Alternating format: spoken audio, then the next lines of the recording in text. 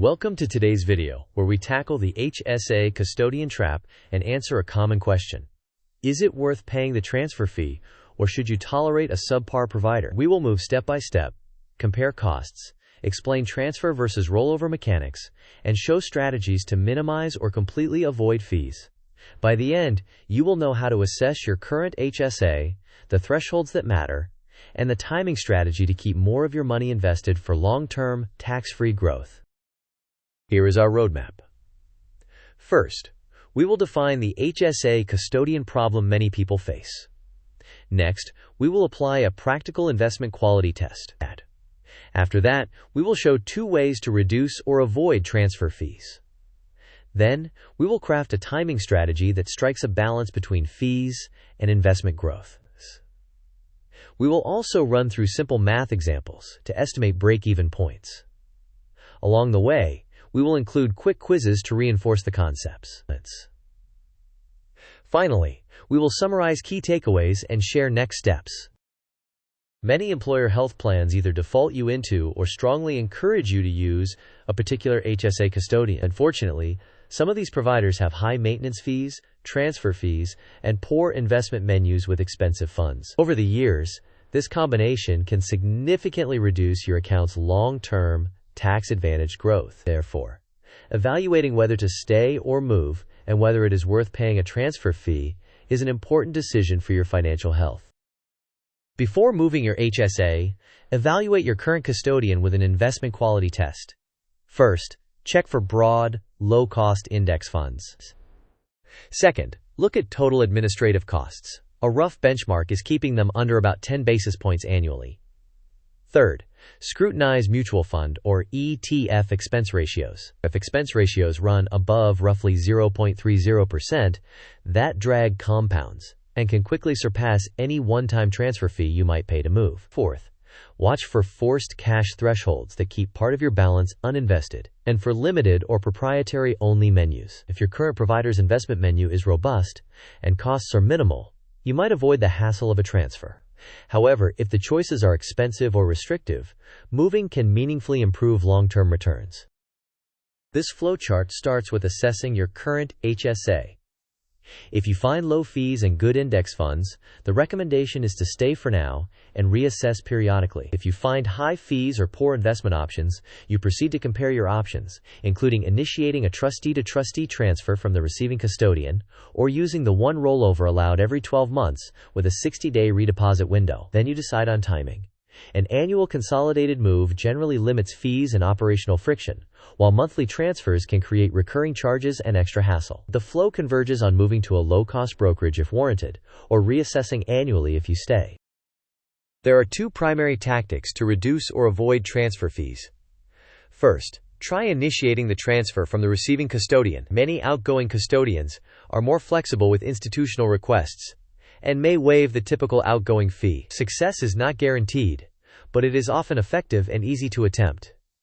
Second, leverage the annual HSA rollover allowance. The IRS generally permits one rollover per 12-month period, during which you withdraw funds and redeposit them into a new HSA within 60 days. This approach bypasses transfer fees, but demands careful record-keeping to avoid missing the redeposit window and incurring taxes or penalties. Additionally, keep thorough documentation, ensure no withholding is applied if allowed, confirm your new HSA is properly open before movement, and use electronic transfers when possible. This sequence diagram clarifies both methods. In a trustee-to-trustee transfer, the new custodian requests assets directly from the old custodian, and the funds move without you taking possession. This path is often clean and may avoid fees if initiated by the receiving side. In a rollover, you receive the funds personally, then redeposit them into the new HSA within 60 days. This method guarantees avoidance of an outgoing transfer fee, but is limited to one rollover per 12 months, requires careful timing, and demands accurate documentation. In both cases, keep all confirmations and statements for your records. Quiz time.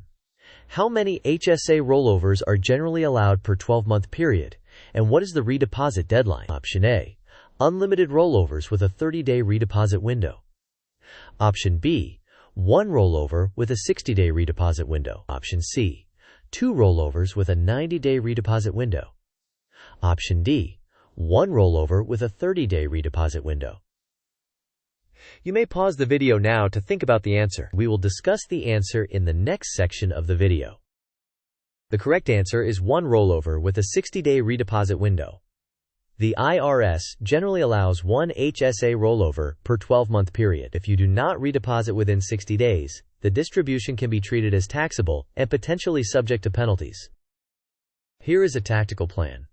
First, allow contributions to accumulate rather than initiating frequent small transfers. Second, evaluate your provider annually with a focus on expense ratios, administrative costs, and any forced cash thresholds. Third, execute one consolidated transfer or rollover near year-end to reduce repeated fees and operational friction. Fourth, invest promptly at the new, low-cost brokerage to keep cash drag minimal. Fifth, set calendar reminders to respect the one rollover per 12-month rule and the 60-day redeposit window. Finally, document all steps, dates, amounts, and confirmations for your records.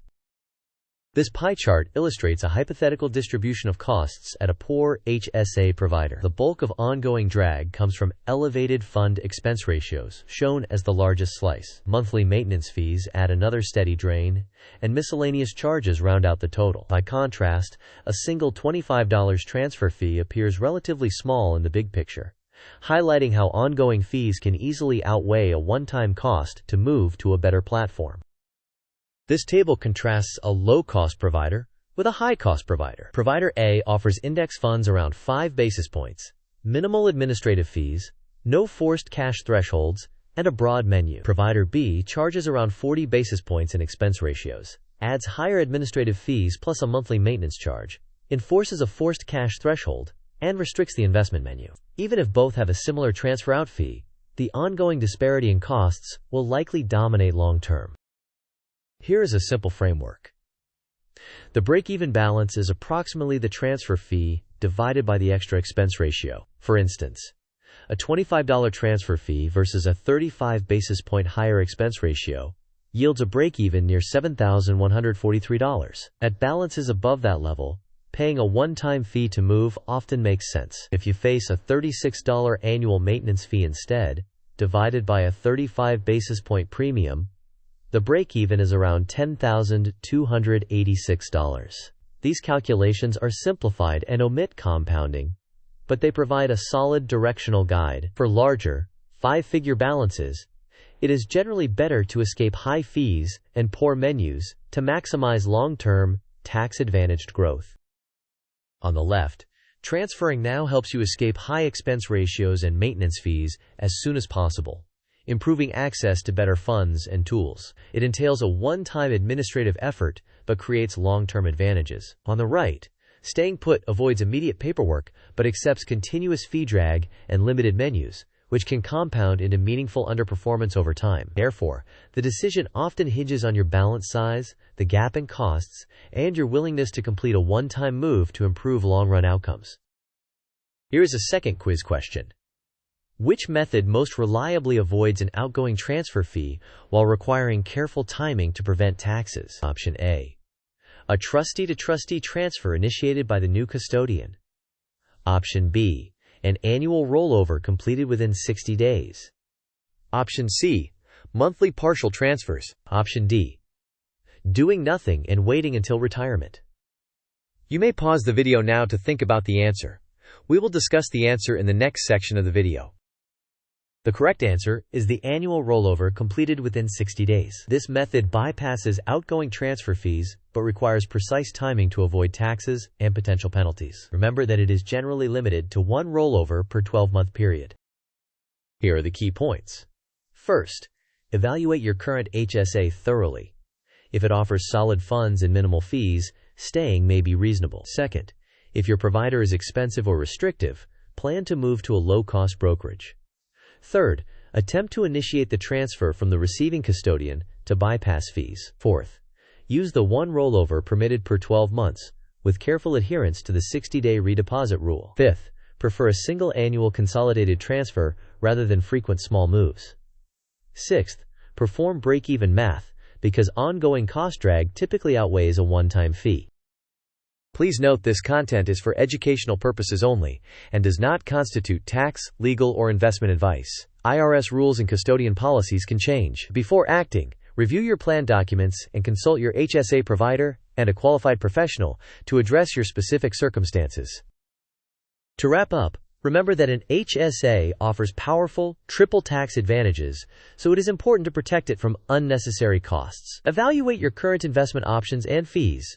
If they are poor, consider moving to a low-cost brokerage. Use receiving side transfer initiation or the annual rollover with a 60-day window to minimize fees. Time your move strategically, favoring a consolidated annual transfer over monthly drips. Finally, apply simple break-even math to avoid letting small one-time fees distract you from the significant impact of ongoing cost drag. Thank you for watching. If you found this useful, please like the video, share it with a friend who might be stuck with a poor HSA custodian, and subscribe for more practical, money-smart content. I would love to hear your experiences. Tell us in the comments if you have transferred an HSA, what worked, and what you would do differently next time.